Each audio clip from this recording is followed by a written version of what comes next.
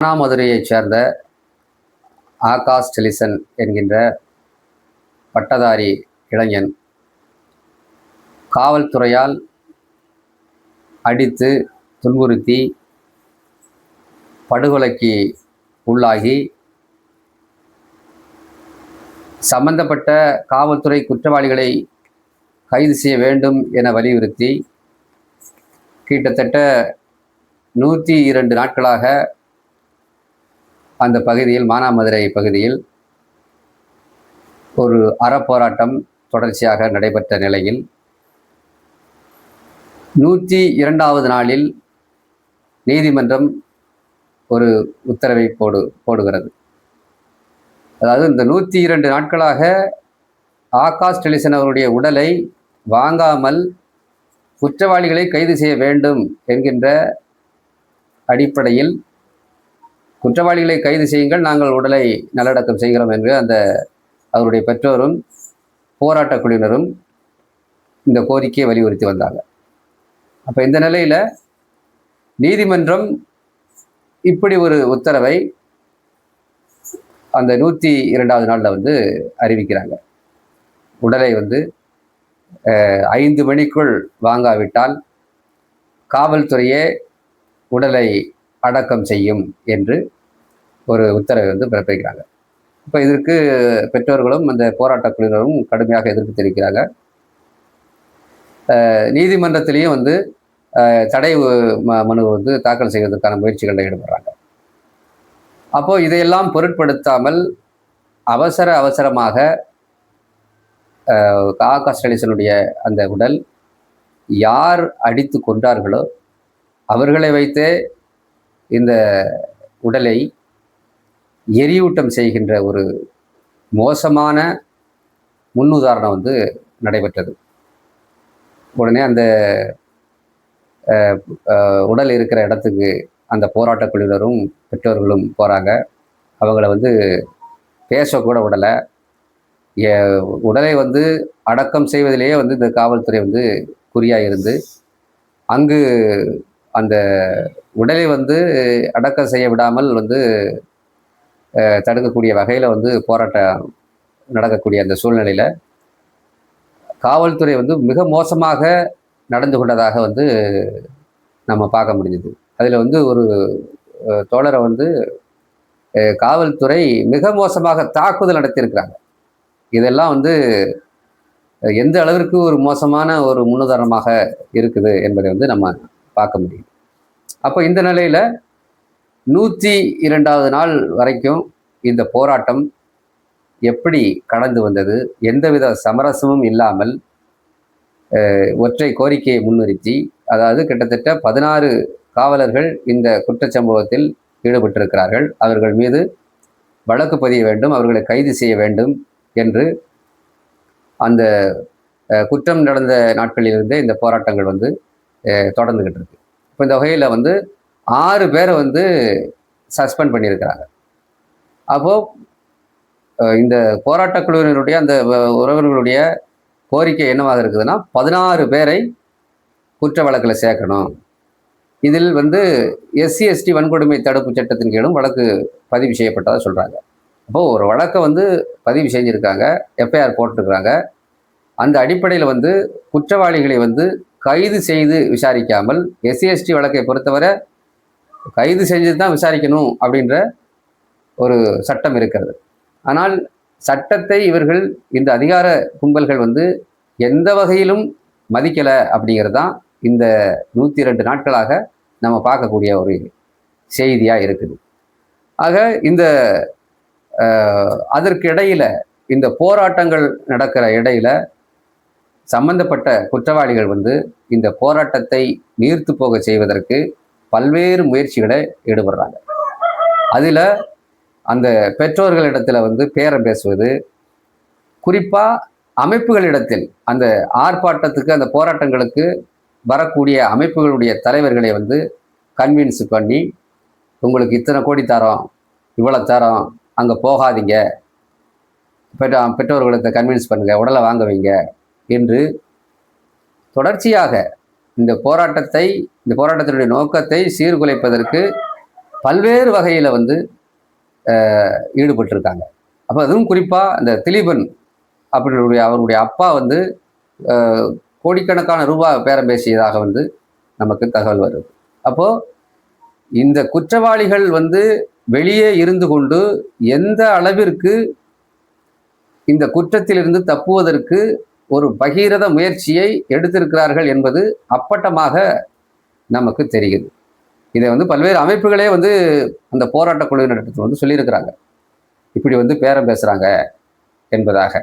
ஆக இந்த பேர சதிகளெல்லாம் முறியடித்து இந்த போராட்ட குழுவினர் இந்த போராட்டத்தை 102 நாட்கள் எந்த விதமான சமரசமும் இன்றி ஒரு நீதிமன்றமே இந்த உடலை எடுக்க வேண்டும், உடலை நல்லடக்கம் செய்ய வேண்டும் என்று உத்தரவு போடுகிற அளவிற்கு, அதுவும் நீதியான உத்தரவா என்றால் நீதியான உத்தரவு அல்ல, இது ஒரு அநீதியான உத்தரவாகத்தான் இதை நாம் பார்க்க முடிகிறது. ஒரு மேல்முறையீடுக்கு கூட வந்து இந்த உத்தரவை வந்து அனுமதிக்கலை. மேல்முறையீடு நாங்கள் போகிறோம் அப்படின்னு வந்து அவங்க சொல்கிறாங்க. ஆனால் மேல்முறையீட்டுக்கு கூட இந்த உத்தரவை வந்து அனுமதிக்காமல் அவசர கதியில் இந்த ஆகாஷ் டெலிசனுடைய உடல் வந்து எரியூட்டப்பட்டிருக்கு. அவசரமாக எரியூட்டப்பட்டிருக்கான காரணம் என்ன? ஏன் எரியூட்டப்பட வேண்டும்? இவர் ஏன் புதைக்கலை? இது வந்து ஒரு குற்றம், அதாவது குற்றச்சாட்டப்பட்ட ஒரு 16 பேர் இன்னும் கைதாகலை. இந்த வழக்கு விசாரணையில் இருக்கு. அப்படி இருக்கும்போது ஒரு உடலை அவசர கதியில் எரித்திருக்கிறார்கள் என்றால் இது வந்து எப்படி வந்து எரிக்கிறதுக்கு அவங்களுக்கு உத்தரவிட்டாங்க என்பதாக வந்து பல்வேறு சந்தேகங்கள் இந்த வழக்கில் வந்து நமக்கு இருக்கு. இப்படி இந்த 102 நாட்களும் அந்த போராட்ட குழுவினர் சந்தித்த இன்னல்கள் என்பது சாதாரண நிகழ்வு அல்ல. இதில் வந்து குறிப்பாக அந்த ஆகாஷ் டெலிசன் என்பவர் வந்து தேவேந்திர குல வேளாளர் சமுதாயத்தை சேர்ந்தவர். அப்படி ஆனால் வந்து பல்வேறு அமைப்புகள், பல்வேறு சமூக தலைமைகள் அனைவரும் இந்த ஆகாஷ் டெலிசனுக்கு நீதி கேட்டு அந்த போராட்டத்திற்கு வந்து தங்களுடைய கண்டனத்தை, தங்களுடைய குரலை வந்து எழுப்பியிருக்கிறாங்க. கூடுதலாக இந்த போராட்ட குழுவினர் இந்த தேவேந்திர குல வேளாளர் சமுதாயத்தினுடைய தலைமைகளாக இருக்கக்கூடிய இவர்களை, அதாவது குறிப்பாக டாக்டர் கிருஷ்ணசாமி எல்லாம் வந்து நேரடியாக பார்த்து சந்தித்து இந்த போராட்டத்துக்கு ஆதரவு கேட்டு போய் இது பண்ணியிருக்காங்க. ஆனால் அவருடைய அணுகுமுறை என்பது அவங்க என்ன சொன்னாங்க அப்படிங்கிறத வந்து நம்ம இந்த இடத்துல பதிவு செய்ய வேண்டிய தேவை இருக்கிறது.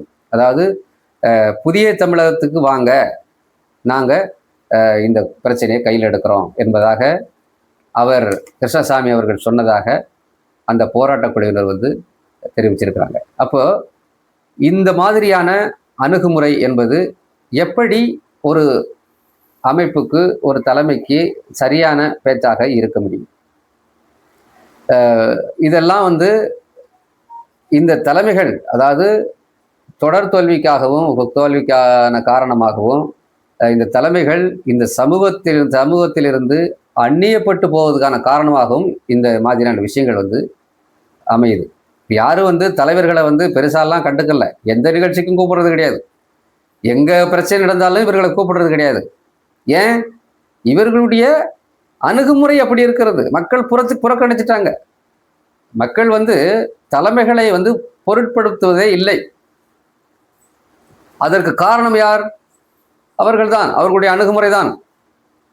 இதோ வடக்குப்புதூர் முருகன் வந்து சங்கர கோயிலில் காவல்துறையால் வந்து படுகொலைக்கு உள்ளான போது இதே விஷயம் நடந்தது. ஆக ஒரு தலைமை இல்லாமத்தான் வந்து அந்த மக்கள் தன்னெழுச்சியாக போராடி 28 நாட்களுக்கு மேலாக போராடி வந்து போராட்ட நடத்தினாங்க. ஆக இவர்கள் என்ன சொல்கிறார் என்றால், என்ன இந்த அமைப்பினுடைய தலைவர்கள் எங்கள் அமைப்புக்கு வாங்க டிமாண்ட் வைக்கிறாங்க. ஒரு ஒரு அநீதி நடந்திருக்குது, ஒரு குற்றம் நடந்திருக்குது. அந்த குற்றத்தை ஒரு அமைப்பு எப்படி அணுக வேண்டும்? குற்றத்தை, ஒரு அநீதியை வந்து சரி செய்வதற்கு, அநீதிக்கான போராட்டங்களை நடத்துவதற்கு தாமாக முன்வர வேண்டும். இப்படி ஒவ்வொருத்தங்களும் இப்போ வந்து ஆகாஷ் டெலிசன் வந்து இறந்துட்டாரு, படுகொலை செஞ்சுட்டாங்க காவல்துறை. அப்போது கம்யூனிஸ்ட் கட்சியிலேருந்து வராங்க, அவங்க ஒரு கோரிக்கை வைப்பாங்க, என் கட்சியில் இணைஞ்சுக்கோ அப்படின்ட்டு. அதிமுகவிலேருந்து வருவான், அவன் ஒரு கோரிக்கை. திமுகவிலேருந்து வருவான், அவன் ஒரு கோரிக்கை. இப்படி பல்வேறு அமைப்புகளிலிருந்து வரக்கூடியவர்கள் ஏன் என்னுடைய அமைப்புகளுக்கெல்லாம் வாங்க, இப்படித்தான் கோரிக்கை வச்சுட்டு இருப்பாங்களா? நீங்கள் உண்மையிலே இந்த மக்களுக்காக போராடுவதாக, மக்களுக்காக கட்சி நடத்துபவர்களாக இருந்தால் அவர்களிடத்திலே நம்பிக்கையை பெறுவதற்கு முயற்சிக்க வேண்டும். என்ன நம்பிக்கை பெறுவதற்கு முயற்சி பண்ணியிருக்கீங்க? எத்தனை படுகொலைகள் தென் மாவட்டங்களில், தென் தமிழகத்தில். அப்போ இந்த மாதிரியான அணுகுமுறைகள் கட்சிக்கு பின்னடைவைத்தான் தருமே தவிர எந்த வகையிலும் இது ஒரு ஆக்கப்பூர்வமான ஒரு செயல்பாடாக இருக்க முடியாது. ஆக இந்த ஆகாஷ் டெலிசன் படுகொலையை பொறுத்தவரை 102 நாட்கள் அந்த போராட்ட குழுவினர், குறிப்பாக அந்த போராட்டத்தை முன்னெடுத்து நடத்திய தோழர் லெனின் அவர்கள் மீது, அதாவது போராட்ட குழுவினர் மீதே அவதூறுகளை பரப்புவது, இந்த வேலைகள்லாம் அந்த போராட்டத்தை நீர்த்து போக செய்வதற்கு சமூக வலைத்தளங்களில் அவதூறுகளை பரப்புவதற்கு பரப்பினார்கள். இப்படி கடைசி நேரத்தில் அந்த 102வது நாட்கள் அந்த முடிவடைந்த நிலையில் அவர் மீது வழக்கு போடுகின்ற அளவிற்கு ஒருத்தர் புகார் கொடுக்குறான். அப்போ மேற்கொண்டும் இந்த போராட்டத்தை முன்னெடுத்து விடக்கூடாது என்பதற்காக. அப்போ இந்த 102 நாட்கள் போராட்டம் என்பது இது தோல்வி அல்ல. இது யாருக்கு தோல்வி என்றால் அரசுக்கு தோல்வி. ஏனென்றால் ஒரு அதிகார கும்பலை வெளியிலே வைத்துக்கொண்டு 102 நாளும் அவங்கள கைது பண்ணலைங்க. 102 நாளும் ஒரு குற்றவாளிகளை வெளியே வச்சுக்கிட்டு கடைசியாக என்ன பண்ணுறாங்க, குற்றவாளிகளை கைது செய்யுங்கன்னு கூட இவங்களால உத்தரவு போட முடியல. யார பாதிக்கப்பட்டவர்களை உடலை நல்லடக்கம் செய்யுங்க. அடே அப்பா, எவ்வளோ கருணை இவர்களுக்கு. அவன் செத்து கிடக்கிறான், அநீதியாக செத்து கிடக்கிறான். அந்த அநீதிக்கு நீதி வேண்டும் அப்படிங்கிறது ஒரு குற்றமா? அப்போ இந்த ஜனநாயக அமைப்பு முறையில் இந்த போராட்டம் தான் மக்களுடைய ஒரு உரிமையாக, அடிப்படையாக இருக்கிறது. அந்த போராட்டத்தையும் நீர்த்து போக செய்யக்கூடிய வேலையை இன்றைக்கு நீதிமன்றம் செய்திருக்கிறது. இந்த அதிகார வர்க்கங்கள் எல்லாம் ஒன்னா கூடி அநீதி இழைத்திருக்கிறது. ஆக இது போராட்ட குழுவினரோ போராட்டத்துக்கான தோல்வி அல்ல. இது அதிகார வர்க்கங்கள் நினைத்தால் என்ன வேணாலும் செய்யலாம் அப்படின்னு சர்வாதிகாரமா நடந்திருக்கிறாங்க. அதைத்தான் நம்ம பார்க்க வேண்டியிருக்கு. ஆக இதில் போராட்ட குழுவினரை விமர்சனம் செய்தோ அல்லது போராட்டமே தவறு என்றெல்லாம் சில சொல்லிக்கிட்டு இருக்கிறாங்க. இதெல்லாம் சரியான பார்வை அல்ல. எங்க கிட்ட கொடுக்க வேண்டியதானே, நாங்கள் கிழிச்சிருப்பேன், இவ்வளவு நாள் ஏன் கிழிக்க வரல? இப்படியான அணுகுமுறை என்பது மிக மிக மோசமான ஒரு அணுகுமுறை. நாங்கள் தலைமையேற்றிருந்தா என்ன நடந்திருக்கும்? தலைமையேற்ற இடங்கள்லாம் என்ன பண்ணிட்டீங்க?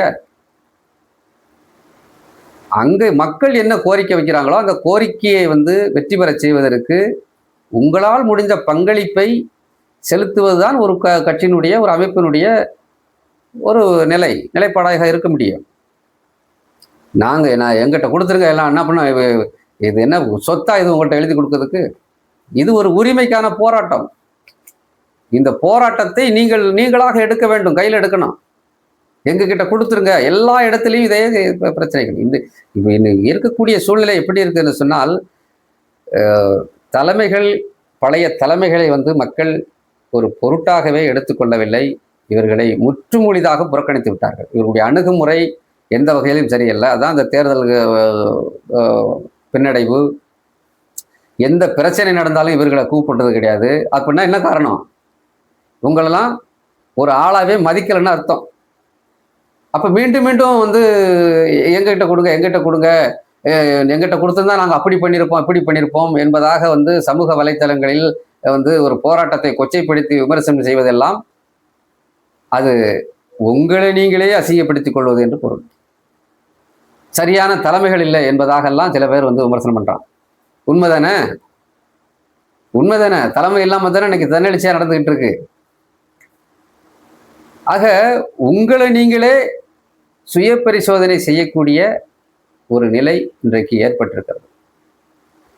ஒரு அமைப்பு என்பது மக்களுடைய உரிமைக்காக நிற்பதுதான் ஒரு அமைப்பு. ஆனா நீங்க என்ன பண்றீங்க? அதை கொடுங்க அப்படின்னா அது என்ன இது? உங்களுக்கு சாசனம் எழுதி கொடுக்கணுமோ நீங்க இந்த மாதிரி போராட்டம் பண்ணுங்கன்னு சொல்லிட்டு. இதே இந்த போராட்டத்தினுடைய காலகட்டத்தில், இந்த 102வது நாள் நடந்த அந்த போராட்ட காலகட்டங்களில் தேர்தல் சமயத்தில் டாக்டர் கிருஷ்ணசாமியுடைய மகன் ஷியாம் கிருஷ்ணசாமிகிட்ட போய் இந்த போராட்ட குழுவினர் பேசுறாங்க. அப்படி பேசும்போது தொலைபேசியில் பேசுறாங்க. அப்படி பேசும்போது அவர் என்ன சொல்றாரு? எல்லா அமைப்புகளையும் பேரை போட்டா நாங்க வரமாட்டோம், நாங்க தான் தலைமையா நிற்போம், எங்களுடைய பேரை புதிய தமிழத்தினுடைய பேரை போட்டால் மட்டும்தான் நாங்கள் நிற்போம் என்பதாக அவர் சொல்லியிருக்கிறார். அப்போ இது எப்படியான அணுகுமுறை என்பதை நான் சொல்லி தெரிய தேவையில்லை, மக்களே நீங்க புரிஞ்சுக்கணும். அங்கு அனைத்து சமூக ஜனநாயக கட்சிகளும் அமைப்புகளும் ஜனநாயக சக்திகளும் அங்கு ஒன்று திரண்டு ஆகாஷுக்கு நீதி வேண்டும் என்று 100 நாட்களுக்கு மேலாக போராடிக்கிட்டு இருக்கிறாங்க. அவங்களை அந்த அமைப்பை சேர்ந்தவர்கள் யாரும் இது போன்று இப்படி சொல்லலை. எங்க பேரை போட்டால் தான் வருவோம், இல்லை எங்க பேரை மட்டும் போட்டால் தான் வருவோம் அப்படின்னு யாரும் சொல்லலை. ஏன்னா அவர்கள் நீதி வேண்டும் அப்படிங்கிற அடிப்படையில் அவங்க நிற்கிறாங்க. ஆனால் நீங்க எப்படி நிற்கிறீங்க? தன்னை முன்னிறுத்த வேண்டும், எங்கள் பெயரை போட வேண்டும், அப்போதான் நாங்கள் வருவோம் என்பதாக இப்படியான ஒரு அதுவும் குறிப்பாக தேர்தல் முடிஞ்ச உடனே பார்த்துக்கலாம் என்பதாக வர சொல்லியிருக்காங்க. தேர்தலில் அப்படியே துணை முதல்வரே இப்போ இவங்க தான் எக்கச்சக்க ஓட்டுகளை வாரி அள்ளிட்டாங்க. தேர்தல் முடியட்டும், அது வரைக்கும் கொஞ்சம் பொறுமையாயிருங்க என்பதாகலாம் சொல்லியிருக்கிறாங்க. அப்போ இந்த 102 நாள் போராட்டம் என்பது சமரசமற்ற போராட்டமாக எப்படியெல்லாம் பல இன்னல்களை கடந்து இந்த 102 நாளும் இதில் பல்வேறு உட்பூசல்கள் வேறு, துரோகங்கள் வேறு, இப்படி சமூக வலைத்தளங்களில் அந்த போராட்ட குழுவினுடைய அவதூறு பரப்புவது என்பது இதெல்லாம் சமாளித்து இந்த 102 நாளும் ஒரு போராட்ட குழுவினர் போராடி இருக்காங்கன்னு சொன்னால் இது அந்த போராட்ட குழுவினருக்கும் அவருடைய அந்த ஆகாஷனுடைய பெற்றோருக்கும் கிடைத்த வெற்றி. இது ஒரு மிகப்பெரிய முன்னுதாரணம். பத்திரிகையில செய்தி சொல்றாங்களே, 102 நாள் ஒரு உடல் வாங்காம போராடியது கிடந்தது என்பது இந்த ஆகாஷ் எலிசனுடைய உடல் தான். எத்தனை இடங்கள்ல இந்த மாதிரியான போராட்டங்கள்ல இந்த தலைமைகள் என்று சொல்லப்படுகிற இவர்கள்லாம் போய் அந்த உடலை வாங்கி கொடுத்து நீதியை குழி தோண்டி புதைச்சிருக்கிறாங்க. அதற்கான நீதி கிடைக்கலையே. ஆனால் இந்த போராட்ட குழுவினர் இந்த அளவிற்கு 102 நாட்கள் இன்னும் இந்த நீதிமன்றம் இந்த உத்தரவை போடவில்லை என்று சொன்னால் இது பல காலங்கள் கடந்து போகக்கூடிய அளவிற்கு அந்த போராட்ட குழுவினர் உறுதியோடும் சமரசமின்றியும் போராடுவதற்கான ஆயத்தமாகத்தான் அவர்கள் இருக்கிறார்கள். ஆக இந்த ஆகாஷ் எலிசன் விவகாரத்தை பொறுத்தவரை 102 நாட்கள் போராட்டம் நீதிமன்றத்தால் அநீதியாக முடிவுக்கு கொண்டு வரப்பட்டிருக்கிறது. இதை இப்படியே நாம் விட்டுவிடாமல் அடுத்த கட்டத்திற்கு இந்த போராட்டத்தை நகர்த்த வேண்டும். அதற்கு சமூக ஜனநாயக சக்திகள் ஒருங்கிணைந்து இந்த அதிகார கும்பலை எதிர்த்து போராடுவதற்கு நாம் முன்வர வேண்டும். இதுதான் ஒரே தீர்வாக இருக்க முடியும். நன்றி.